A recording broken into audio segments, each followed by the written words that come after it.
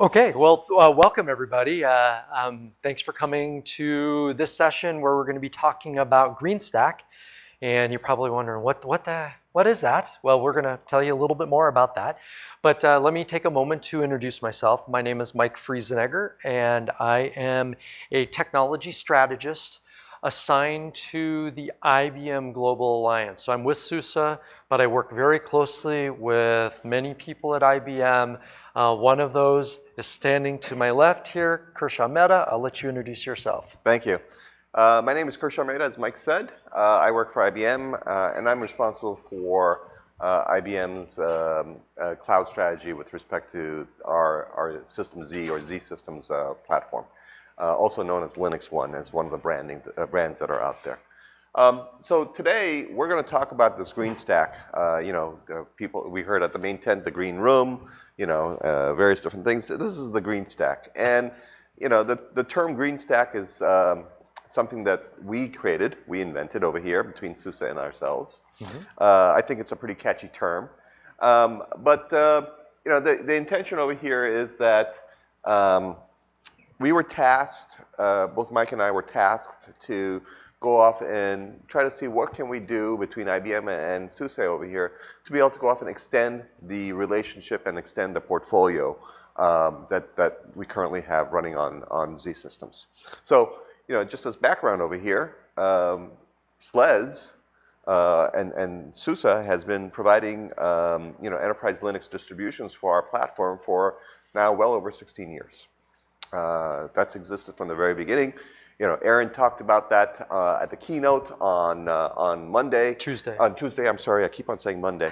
On Tuesday, where he talked about the fact that he had a dream of being able to go off and use the mainframe, and lo and behold, his dream came true, right? And because we have essentially SLES running on the mainframe over here. So we wanted to go off and see what can we do to be able to go off and extend, go beyond just the enterprise Linux distribution over here. And for some of you who were on the previous session that we were at, there was a previous session that we had that talked about the OpenStack support that now is within SUSE OpenStack Cloud product for ZVM. That's just one of the things that are included as part of this Greenstack over here. But really, the Greenstack is a term that both IBM and SUSE created over here to be able to represent essentially the portfolio of SUSE products that we deem important for the end user to be able to go off and deploy workloads on our platform, on the LinuxONE or the Z Systems platform over here. And I think it's more than just deploy. It's the whole life cycle. It's the creating of the images. It's doing the patch management. It's the development environment, the DevOps environment, the cloud environment, all those kind of things that we're looking at. So. But in short, it's Linux, and it's truly open source the way you being the customer, the way that they want it, the way that you want it. Yeah, in a way, I look at this as being the perfect presentation that seems grooves into what was being said by Michael Miller during the keynotes over here, right? Open, using open source technology. Well, this is the open source technology that we have for the LinuxONE platform. Okay. So from a pictorial standpoint over here, we wanted to be able to, since people really gravitate towards pictures over here, we wanted to put up something over here to be able to help customers visualize what we're talking about.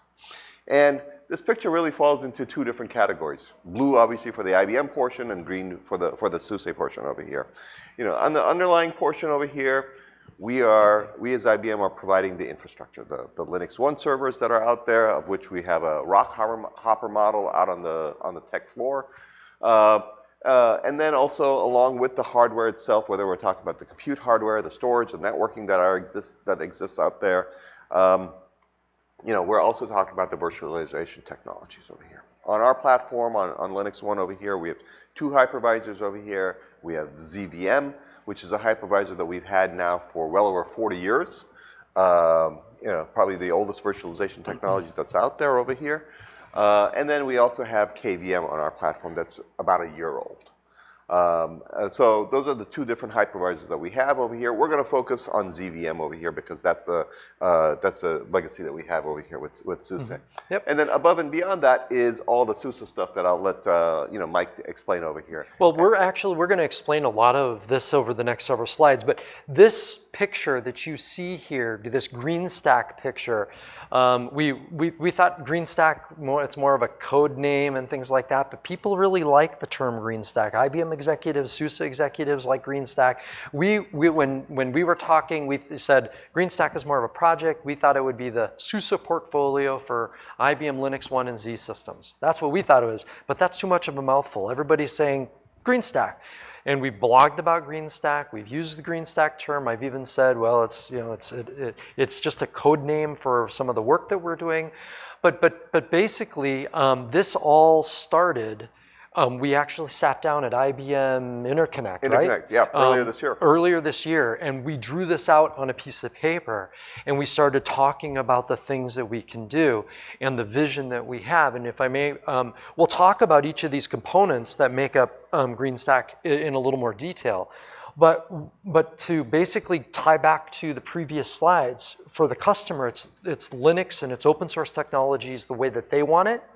So this is not a one size fits all, everybody's got to do Greenstack exactly this way. Our plan, and as we continue to talk about it, is create, and we were talking about this yesterday, whether it's red books, whether it's red papers, whether it's whatever, but it basically, you as a customer say, I want this, whatever this is.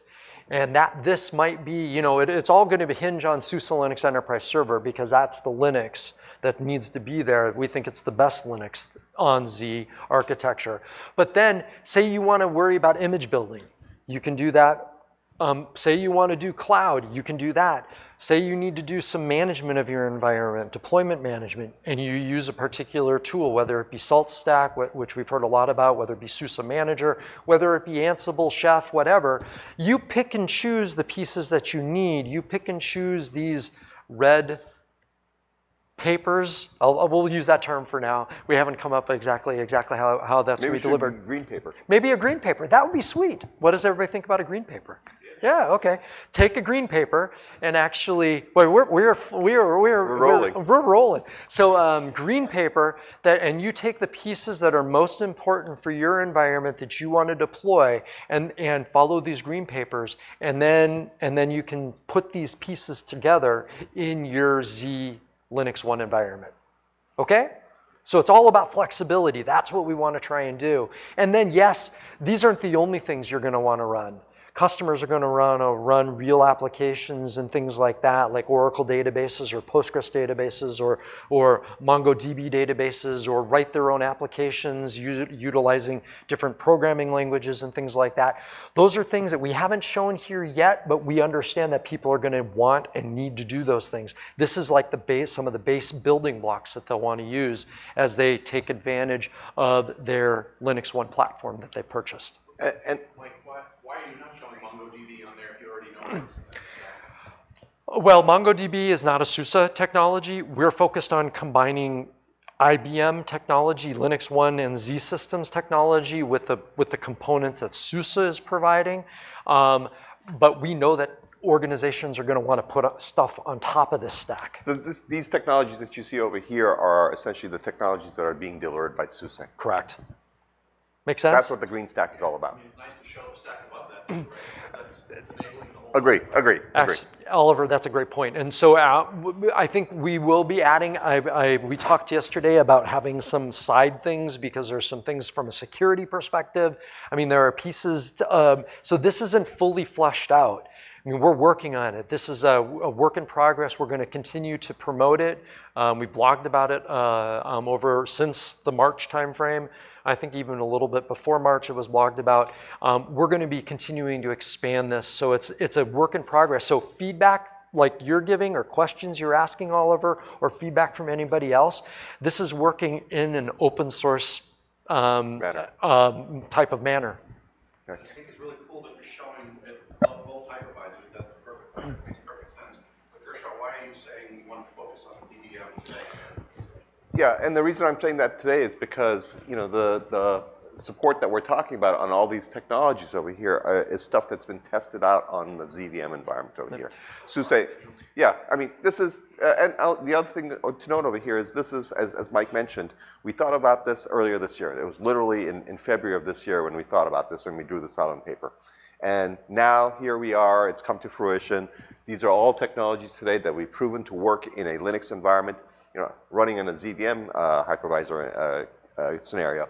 But these are all things that we have proven to go off and work. And this is an evolution because, come next year at SUSECon 17, you'll see a different variation of this picture over here. You'll see new technologies that aren't over here. For example, you may very well see Kubernetes as being part of this. You may very well see some other technologies today that are going to be delivered by SUSE. And then, we'll take definitely your feedback that you gave Oliver over here and to add the workloads, whether they're open source workloads like the databases that we talked about, whether they're proprietary workloads. Those are workloads that aren't necessarily being delivered by either IBM or SUSE, but that can potentially run on our platform. And the ecosystem of workloads that we're talking about is quite large that exists. And absolutely, KVM is in the mix. So, but we started initially ZVM, but we knew KVM would fit into this perfectly because it's the same architecture and just a slightly different hypervisor. Right. So expect to see a variation of this story next year that includes KVM playing a much bigger role. Did you say next week? Next year. we're magical, but we're not that magical. And I'm not saying necessarily that we need to wait until SUSECon 2017, right? Expect to see that in 2017. So, okay, all right. So let's talk about the advanced foundation over here. Mike, go ahead. And you know that as SUSE Linux Enterprise Server for Z Systems. That's the product that SUSE has been working very closely with IBM on and has been delivering for 15 plus years.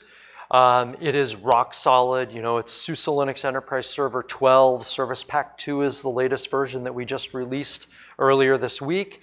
SUSE has proven its technical capabilities by constantly taking advantage of the latest and greatest features that are provided in the Z architecture. So marrying the great capabilities of the hardware to the operating system that we create and allowing our customers to take advantage of that, whether it be around accelerating innovation, boosting the performance, improving operational efficiency, all of those things we focused on and work very closely with our IBM colleagues in Böblingen, Germany, and also in Poughkeepsie to make sure that SUSE Linux Enterprise Server is the advanced foundation for Z architecture. And as Mike said over here, that's essentially the building block to all of this, right? You saw that on the Greenstack picture where you have SUSE Enterprise Linux over here, and then we build on top of that. Right. And let's go through the various different technologies that we're talking about over here. From a SUSE standpoint over here, kind of building weird. Yeah, it is. Hit it again because okay, no. Modules one more time. Oh, that's whatever. Okay, so we're having some weird build issues. But with SUSE Linux Enterprise Server 12, we introduced the concept of modules. So we have our toolchain module, we have our containers module, we have our security module or certifications module.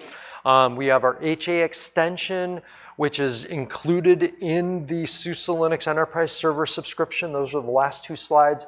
But you've heard this thing about Package Hub, where SUSE has about 3,000, 3,500 packages that are part of SUSE Linux Enterprise Server or part of our modules that customers get when they buy the subscription, that they can use, that they get fully supported because we provide level 3 support on it.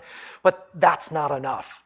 And that's part of why Package Hub was created, because we had customers for SUSE, regardless of the architecture, going and saying, I needed this particular package, or I needed this particular version of a package that SUSE didn't provide. And they would go off and build it themselves. Well, with Package Hub, one of the things that we're able to do is take advantage of our open build service technology, and tens of thousands of upstream packages, drive it through our open build service technology, make it available as a consumable repo that our SUSE customers, SLES for SLES 12, for Z Systems customers, and SLES customers in general, can then go ahead and add that repo and install community-built SUSE-approved packages, not SUSE-supported, community-supported, but SUSE-approved. We've vetted, we built them. We've done some basic vetting of the package on our build service. But things like Node.js, Nginx, Rails, MongoDB, those kind of things that people may want that we aren't going to include in our core distribution, install media or part of our modules, they can go ahead and utilize Package Hub. So Package Hub, even though it's not part of the Greenstack picture, we need to add that because I think it's a key critical piece of this whole thing. But ultimately, this is something that we see as expanding our customers' capabilities to consume packages, more packages that they want to use within their environment. Yeah, and I view Package Hub almost to be almost like a tech preview. You know, the things that are placed out here from a Package Hub standpoint, if there's customer usage, if there's customer demand for it, those technologies that are included today as part of Package Hub may tomorrow become part of, a module or a SLES distribution or whatever like that. Right, so, exactly. Think of, so our Greenstack, and whenever we're talking about Greenstack, we're talking about not only, the physical deliverables that get delivered to you by SUSE over here, but also things that are available from a Package Hub standpoint. Right. Okay, so let's talk about, first and foremost, the cloud portion of this. And for those of you who are in the session in the last hour that we had, we talked about this. But this is essentially making use of OpenStack technology. OpenStack has become essentially the ubiquitous infrastructure as a service platform that exists out there from an open source community standpoint. For those of you who might not be familiar with the OpenStack itself, essentially it was a open source consortium that got created by NASA and by Rackspace back in 2007 or 2008 to be able to go off and create essentially infrastructure as a service for people to go off and create both public and private cloud environments. OpenStack itself is broken up into multiple projects. The first project that was out there was the Nova project having to do with compute, but the number of projects in OpenStack has just grown to be well beyond that, beyond just doing networking, beyond just doing compute, beyond just doing storage. It's just expanded and exploded from that standpoint. As you can see over here, both SUSE and IBM are platinum sponsors within the OpenStack community over here, and you can see all the names over here with respect to the players within the OpenStack community. The explosive growth that's happening within OpenStack community is just absolutely unbelievable. In fact, 2 weeks ago was the OpenStack conference. They have two OpenStack conferences that exist that happen a year. 2 weeks ago was the one in Barcelona. And quite frankly speaking, I think what's happening is more and more of those venues are growing just because of the number of sheer people that are coming there. And the point over here is SUSE is participating as part of OpenStack, IBM is participating as part of OpenStack, and in our case over here with respect to LinuxONE, it's ZVM and the KVM hypervisor that both provide OpenStack support over here. Right. And that all happens with essentially I was just going to say before we jump into Docker, yep. So this is one of the key foundational components above SUSE Linux Enterprise Server that we both saw as important for Greenstack-based deployments. Cloud is becoming ubiquitous for customers regardless of the architecture. And so we want to make sure that the Z architecture is as easy to consume as the commodity-based architectures where our OpenStack started. So again, we have been pushing hard, our SUSE OpenStack Cloud product management team. We just came from a presentation with Pete Chadwick, who is the product manager for SUSE OpenStack Cloud, and we continue to keep pushing the envelope with him regarding the support and capabilities of allowing SUSE OpenStack Cloud to manage the Z architecture.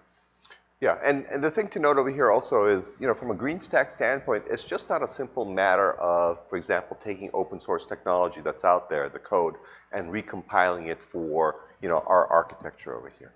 In this case over here, with respect to OpenStack, there's real engineering that needed to happen within SUSE OpenStack Cloud in order to be able to go off and manage or deploy workloads in a ZVM environment over here. Okay. So it goes well beyond just a simple straight port and recompile. It's engineering effort on SUSE's part to be able to go off and provide that capability within their products. And it's the open source model. So our engineers are talking to IBM engineers that are building these technologies, and IBM's doing a lot of the actual technical enablement to make OpenStack work with the Z architecture and specifically ZVM, but our engineers are constantly providing feedback, constantly fixing things, constantly saying, hey, maybe it could be done slightly differently to make it a little bit better and all those kind of things. So this is truly for us a very collaborative effort to get OpenStack running on Z, and it's proven itself. We can demonstrate it, but we're going to continue to make it even better. Yep. Okay, next technology we want to focus on is Docker over here. Docker technology is essentially being used for containers. So think of it this way. Today, when you deploy workloads, you could deploy workloads in virtual guest environments. Those virtual guest environments running, SLES as the operating system over here. That's one way of deploying workloads. The other way of deploying workloads that's now emerging out in the industry is deploying workloads in containers, essentially a compartmentalization of resources that allow you to be able to go off and run a certain workload, a certain microservice, et cetera. So it's a different way of doing deployment of applications. Very closely related, Docker itself is very closely related to microservices these days. Today, for example, you may very well have a monolithic application that you want to now monetize from a standpoint of you want to be able to sell and make money on from a services standpoint. That monolithic application usually gets broken down into microservices, and those microservices run inside of these Docker containers over here. And so today you can do Docker containers on Z. So again, part of the Greenstack story. Part of our containers module in SUSE Linux Enterprise Server 12. Yeah. Right, and like I said over here, Docker is a very portable, lightweight runtime and packaging tool over here. The packaging tool over here allowing you to be able to go off and package up those microservices and transport them over to other environments, in our case, LinuxONE Z environments over here for the purposes of proliferating the microservice out to the community. What I really like about Docker, in particular on Z systems, it's been shown where in a demonstration by one of your distinguished engineers, not hundreds of containers, Docker containers, not thousands of Docker containers, but tens of thousands of Docker containers actually doing real work, all being spun up within the same system. You can't do that on other commodity-based architectures. So we see that as helping the microservices and being able to scale to very, very large requirements within an organization. I mean, if you go and visit, for example, at any of the other expos that are out there with Docker there, and you ask them, what's the platform that allows you to be able to scale the most number of containers out there, they'll tell you it's LinuxONE, right? And we're talking literally in a LinuxONE Emperor model over here. We're talking about millions of containers in one single footprint. Yep. Pretty impressive. Okay, let's talk about the system analysis and the deployment management module that's out there over here. First one, let's talk about machinery. Technology. So this tool is something, again, that's available as part of our Advanced Systems Management module. And in the Z world, it's always about, in the LinuxONE world, it's about creating an image and then deploying that image, redeploying that image. There's ways of doing it that it's been done for many, many years. Things like flash copy is one of the ways of doing it. But every time a Z customer has to recreate that image, they've had to follow a document that says, do these steps, do these steps, do these steps.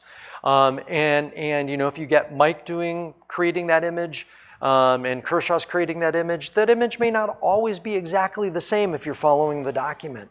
Whereas with machinery, we can actually use a tool to inspect and gather information about the system, and then you have a documented version of what that system looks like. You can take that inspection information, you can turn around and actually have machinery build the image for you using part of our image building tool set called Kiwi. You can create that image. Or if you just want to use it to initially document an image and then compare it to the image that you created in the past, or another image you create, you could do that because it has image verification technologies as well.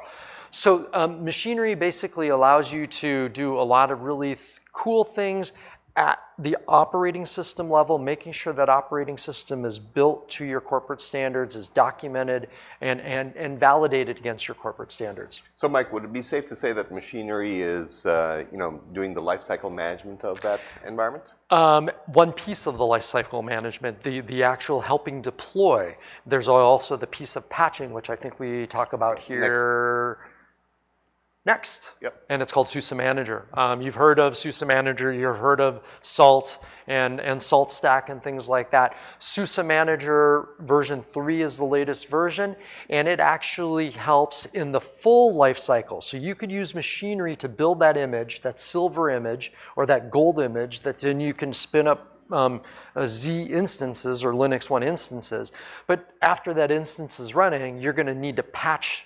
You're going to need to maintain it. You're going to need to make sure it's secure and things like that. And that's what SUSE Manager can do. So utilizing these two tools together helps in the lifecycle management, everything from provisioning to package management to patch management, configuration management, assets management, security analysis, and things like that. Okay. Yeah, and actually part of SUSE Manager over here was also the Salt Stack. The Salt Stack. Yep. Yeah, and the Salt actually has a booth over here, as Aaron mentioned today. They're trying to set it up for the Demopalooza that's going to be happening this afternoon. They're going to be using Salt as part of that. But essentially, Salt is a configuration management system over here that is capable of being able to go off and manage remote nodes. One of those nodes could very well be the ZVM environment. It was essentially developed to be able to go off and bring order to bring the best of solutions found in the world for remote execution purposes. It's just one of those other tools that are out there for deployment management of workloads. But we know that not every customer is going to want to run SUSE Manager, and maybe they don't want to use Salt. And so that's where, again, Package Hub comes into play. And I think we may have a slide on this next, where we understand that Greenstack, because it needs to be flexible for the customer's environment and what they want to use, they may want to use another configuration management tool. They may not want to have SUSE Manager running in a virtual machine on their LinuxONE system, which they can do, but maybe they don't want to do it. I don't know why they wouldn't want to do it, but they can do that. So as part of our Advanced Systems Management module, we have Puppet. Within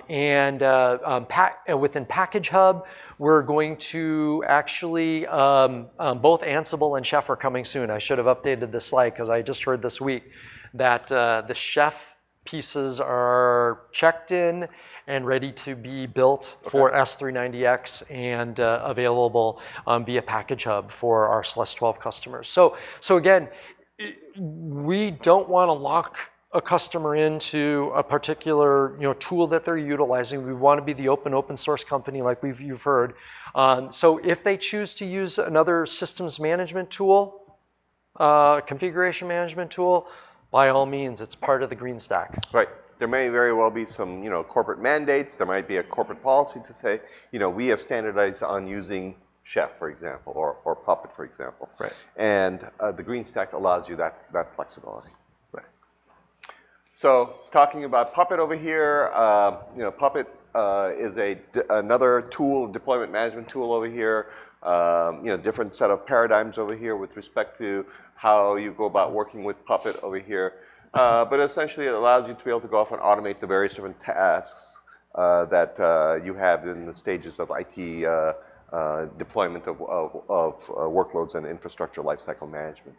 So there's Puppet out there, and then same thing with Ansible over here. Ansible, yet another tool that's available to you that provides you, similar types of capabilities to be able to go off and, for example, in this case with Ansible, one of the powerful things that Ansible has is it allows you to be able to,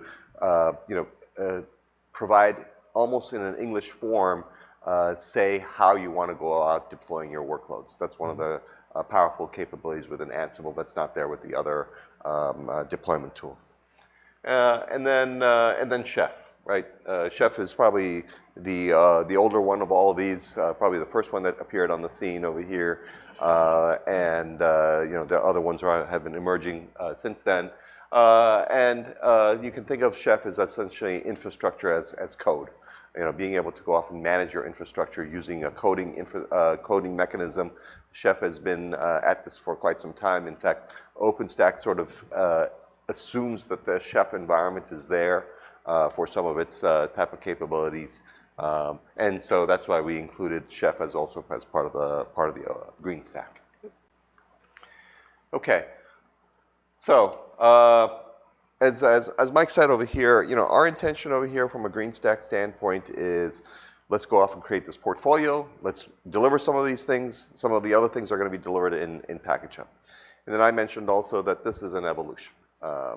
How we're going to be delivering these things, the things that are contained within the Greenstack is going to evolve over time. There may be more packages that are added to that. But beyond just those packages, you also need some ancillary stuff over here. You need some technical documentation to be able to demonstrate how you can go about using these technologies. This is what we just referred to or just named as green papers. The green right? papers, yeah. So we're going to be working on green papers over here with respect to the Greenstack for the various different technologies. Give use case scenarios. So watch for that. That's going to be happening in this space over here. And then, continued engineering efforts. Why don't you? Yeah, we are constantly working with IBM engineers, make sure that we understand what new capabilities are within the hardware, what hypervisors are supported and things like that. We're going to be working very closely to make sure that SUSE is fully behind and testing and getting all of those things working. Continue the integration work around cloud and container-based technologies. Kershaw mentioned Kubernetes. Those are all things that we're pushing very hard to make sure that the orchestration of Docker containers on Z is also available. So we're pushing hard on our product management teams and within the IBM teams to test that out, make sure it works, make sure the Go language is properly compiled, which is that's what Docker and Kubernetes is built on. In addition, we're going to continue to work closely with the community. IBM has done a great job working with the community on creating a validated list of open source packages for Z systems and LinuxONE systems.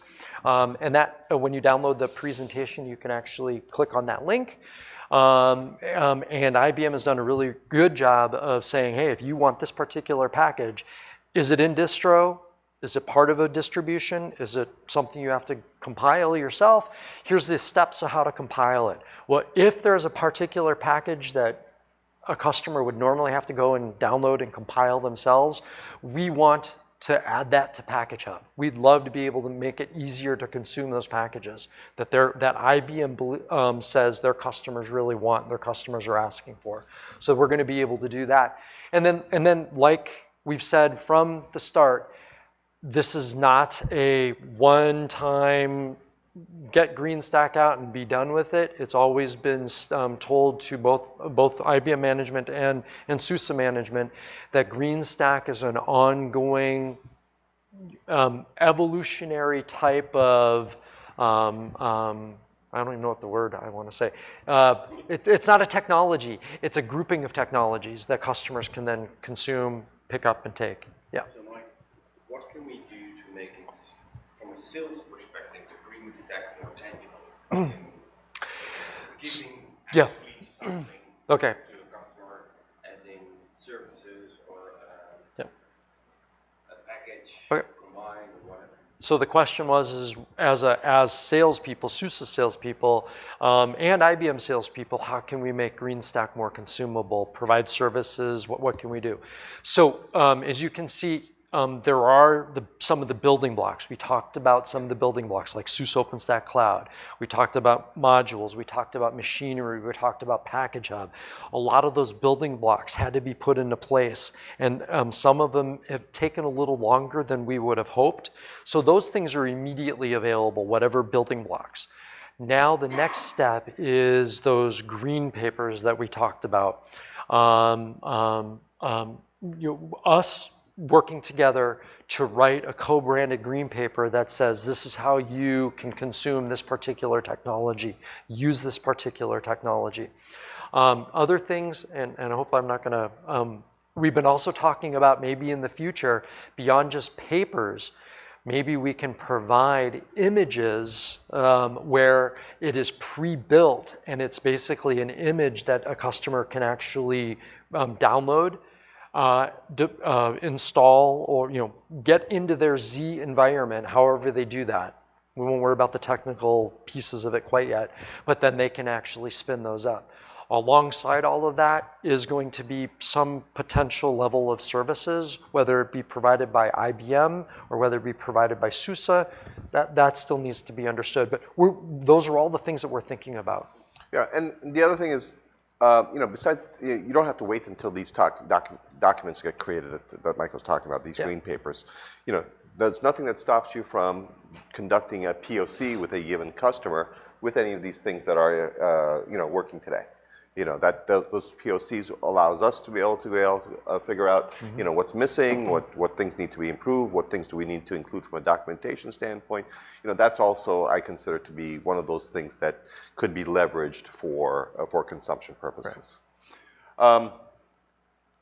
Okay, and going back to what Mike said over here, if there are technologies that you're aware of today that you feel should be included as part of the Greenstack over here, please, let us know. Let us know, come up after the session, whatever. Let us know for us to, consider that as part of the next turn of the crank over here for the Greenstack. Right. Okay. I think that's all we had right now. A couple other things, references over here that we have for you, as Mike mentioned. When you download this presentation, a whole bunch of links. Yep. Actually, just go ahead and take a look at the links. If you're with SUSE, a lot of these links, but if you're not, or if you're a customer, you may not be aware of some of these things. But absolutely, I mean, SUSE and IBM are very committed, and we are also founding members of the Open Mainframe project, where we're trying to take some of these technologies and incubate them in a Linux Foundation type of scenario as well, or setup. So advancements in the way we're handling cloud management of the Z infrastructure, that's part of one of the subcommittees that's coming out of the Open Mainframe project. So there's a lot of things that are going on, and Greenstack is trying to pull a lot of these things that are going on into a more consumable, but doing it in a way that it doesn't lock the customer into a particular one set of technology. This is the only way that they can do it. We want to make it something that you can go and you can go back to your folks and you can say, hey, this Greenstack stuff sounds really cool, but we only need these pieces. Let's find out what it takes to get these pieces and put it into our Z environment. So that's what we're doing. A question, Mike. Yep. From the SLAS point of view, there will be no difference whether you run it on ZVM or ZKVM. right? Correct. The question was just so there's no difference between running SLES on ZVM or ZKVM. Within the operating system, absolutely. So on top of the operating system, all application and tools works 100% on both hypervisors. Yep. Correct. Okay. Yep. So having said by you then, let's focus on ZVM today. Yeah. Well, we were talking, yeah. It doesn't matter where we run SLES. When I made that statement, I was talking about the entire green stack. Your question was just about SLES. But That one component of it. We stacked in the Kubernetes. Will that run also on ZKVM? Right. And when we write our green papers or when we work on the papers, absolutely true. We'll be able to write one paper and the customer can choose either hypervisor. If we are able to get to the image side of things, that may make it slightly different because there is going to be a slightly different image format between the ZVM environment and the KVM environment. When the OS runs, Absolutely no exactly. difference. Absolutely no Exactly. difference. That goes back to my question from before, because he's saying, because the SLES is the layer in between, that it's now irrelevant what hypervisor is underneath, or you guys are saying, you were saying before that right now everything's tested and certified with CDM. So basically the former, what you said, it becomes pretty much irrelevant. There may be some specifics on why a customer would want a ZVM environment versus a KVM for Z systems environment, but ultimately when the operating system is running on either hypervisor, the stuff above the operating system within the Greenstack is going to work the same. Yeah, I'm just curious what that this open stack, is Greenstack going to drive and motivate the customer to set up an LPAR, to buy an IFL, or to buy a LinuxONE, or does the application stack on top trigger the motivation to buy a LinuxONE or an LPAR? And if the application stack is driving the decision to spend money, and it's a MongoDB or a Postgres that's driving that, isn't that type of customer most likely going to want KVM?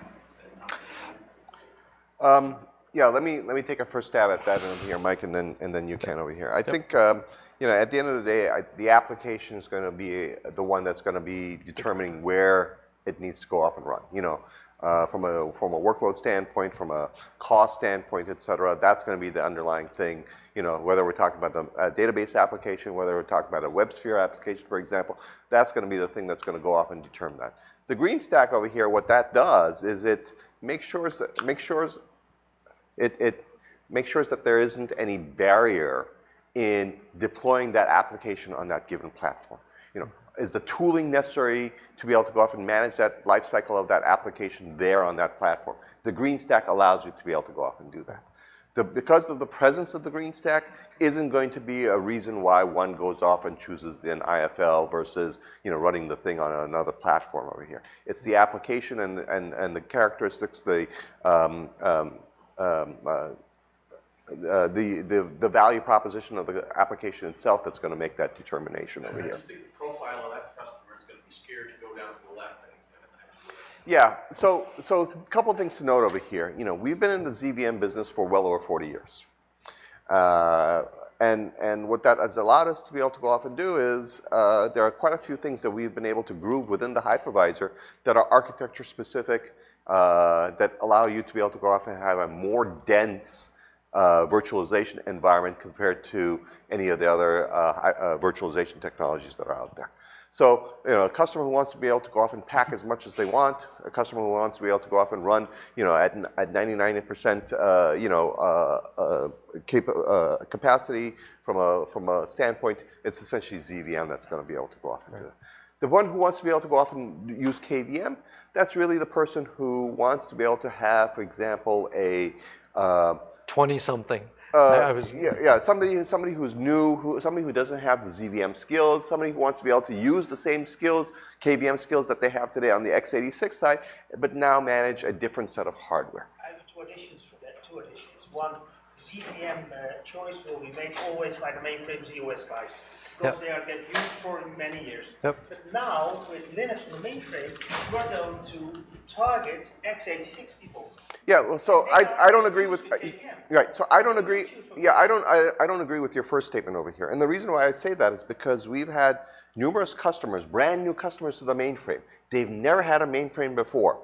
They chose the mainframe because, again, of the value characteristics. And what they've done, and these are public references that I'm talking about over here, what they've done is they took a Linux administrator who used to be a Linux administrator on the x86 side. They brought him over to the Z side over here, and they taught him a few basic ZVM stuff. Now, no way is he a system programmer, a ZVM system programmer, but he has enough skill to be able to go off and deploy that workload, that one single workload, on the ZVM environment on Linux. And this was well before we even introduced KVM to the marketplace. So, you know, from that standpoint over here, ZVM was an alternative. Now that KVM's available from that standpoint, I'm sure that they probably would choose KVM versus ZVM over here. Is there a price difference? Yes, there is. There's a big price difference. Well, the price difference over here, from a TCO standpoint, really, you talk about the hardware, et cetera. But when you look at the two hypervisors over here, KVM over here is, you know, being offered up for no charge. And there's a support and a subscription charge for that, service and support charge for that. So, you know, that's one big major difference between those two hypervisors over here. You have to buy software. Correct. But, and, right. Well, I don't want to say I don't want to say that price is the determining factor over here. It's the skills. It's the skills, and I would say to this conversation that you know, if you're coming from a commodity-based world, an x86-based world, you're probably going to gravitate towards the right, KVM. But then you may say, you know, there's these really cool features that we heard about that the LinuxONE platform provides. Can we take advantage of all those cool features with KVM? The answer may be not with KVM, but with Or ZVM. you might have to wait for a few years exactly. until KVM gets enabled. And the cool thing about LinuxONE is it's focused on Linux deployments only, but it can support running both hypervisors together. And so maybe KVM is where the customer starts, but ZVM might be where the customer gravitates towards if they aren't willing to wait for a feature to come in. Yes, go ahead. So this conversation was about the System Z. Are you guys looking at putting Greenstack on power systems too? Is there any reason why you can't do that?